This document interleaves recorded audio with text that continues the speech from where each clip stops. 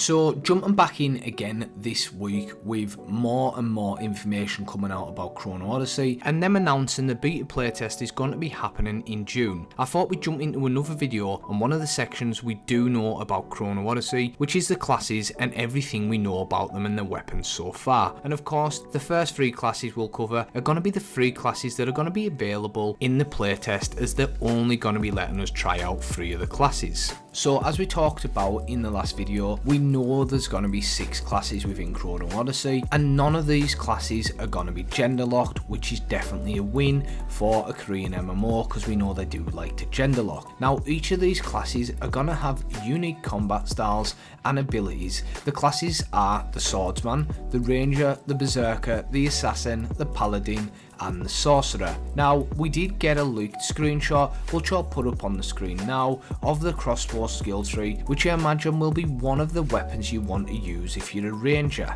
As you can see, it appears that you'll be able to equip 4 skills and 1 special move, with Chrono Odyssey allowing a weapon switch between 2 weapons. It means you're going to be able to equip 8 abilities and either 1 or 2 special moves. The skill tree also seems to have a ton of passive abilities from all the extra nodes on it. So if you actually look at that, you're talking 8 abilities and 2 special moves, which is 10, so 5 and 5 switching. A lot of passive foods, buffs that could mix in. So I do think you could have some seriously complex combat if done correctly. And I know some folk are going to be like, oh, I don't like this, it's extended, kind of what New Worlds did. Didn't mind New Worlds combat, if I was honest, originally. What do you guys think? I know some folk won't like it, but I'm up for giving it a go, and I think it looks promising. Now, we've not had any confirmation whether Chrono Odyssey will follow the Holy Trinity system. Definitely one of our guys in the Discord will want the basic bitch tank. That's just how he has been for years, but it does seem like there's some semblance of it within the classes. But however, this is something we'll have to keep an eye on and keep an eye for future updates. So the classes we're going to have available during the playtest is the Swordsman,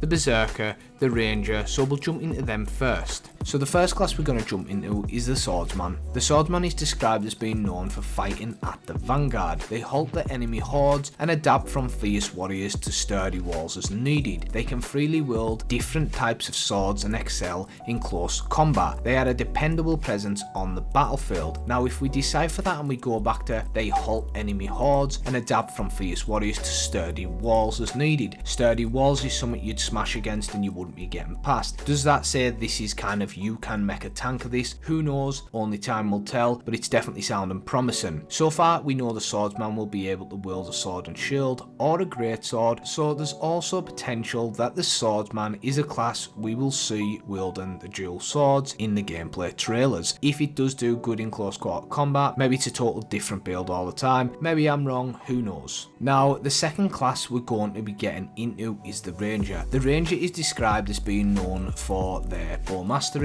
Enemies who think closing the distance will work in their favour are in for a surprise, as the Ranger's rapier makes quick work of them. The speed and range are the greatest assets, ensuring their strike before the foes have even had time to react, making them a formidable enemy on any battlefield. So far we've seen the Ranger use the longbow and the rapier from within the gameplay trailers and the class spotlight. However, from testing and the leaked skill tree screenshot, we know there is also a crossbow weapon, which I said before is another one of the weapons I assume the Ranger will be able to use. The fact that they can get the rapier out kind of gives me that bow rapier vibe from New Worlds. I don't think that's a bad thing. I think this is kind of allowing people to have very customized builds, a bit more openness to it, and allowing a bit more smaller scale PvP or PvE, however they want to go, and be self-sustainable as an individual. I hope they don't go too solo with this and everything's built around more small scale, so it's not group content, maybe overlooking at that, but either way this does sound like quite a diverse build and it does sound promising. The third class we're going to be jumping into is the Beserker. Now the Beserker is described as being known for fiercely charging into battles with raw power and relentless attacks that leave the enemies trembling. Observers say the boundless rage knows no limit. If you find yourself on the wrong side of the battlefield against these warriors, you'll soon realise that your time is up. Whenever we have seen the Berserkers in any gameplay trailers, we've always seen them either with a great axe or they've been dual wielding axes. He also seems to be holding some type of cleaver in the image the Chrono Odyssey shared on X,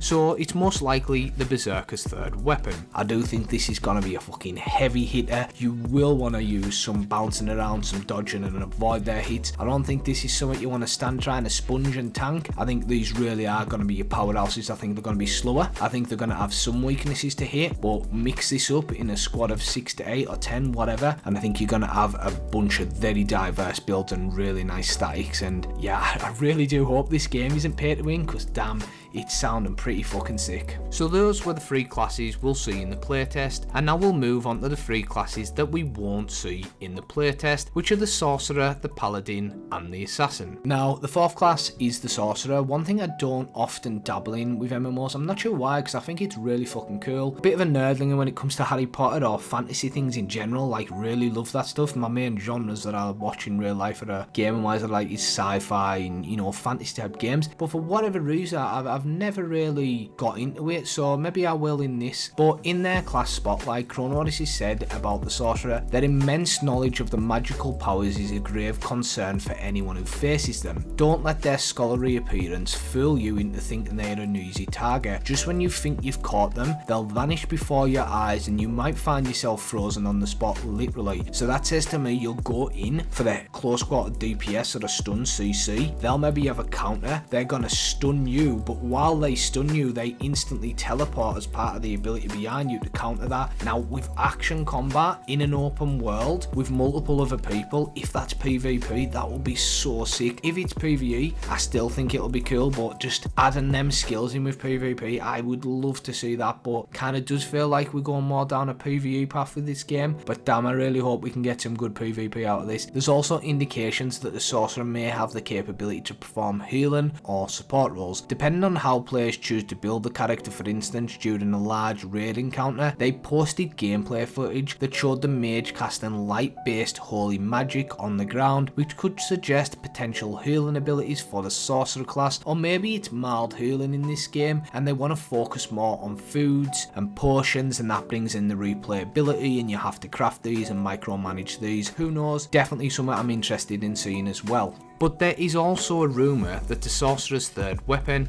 is an orb. However, we yet to have any gameplay footage showing this apart from the image on the game's Steam page. Another good one I'm interested in is the Paladin. So the Paladin is described as being dedicated to protecting those under their care, but don't let their selfless kindness fool you. Wielding a mace or lance imbued with holy powers, their weapons are more formidable than those of ordinary warriors. On the battlefield, depending on the position relative to these holy warriors, it'll dictate whether you experience sanctuary or divine punishment. We've seen the Paladin featured quite a few times in the gameplay and the footage from the game, so we have seen them use the lance. We've also seen the lance and tower shield and a mace and tower shield. This is another class that has the potential to buff or heal players. However, it's not been confirmed and that is kind of speculation, but that's kind of what we're all doing at the minute. And the final class that I'm kind of interested in, kind of the Archage Dark Runner vibe, or the fighter rogue with ashes because I'd be a shadow blade. This is kind of that assassin vibe. So the assassin's described in the class spotlight as whatever the target sees before their life fades away, it won't be the assassin. Their swift approach is difficult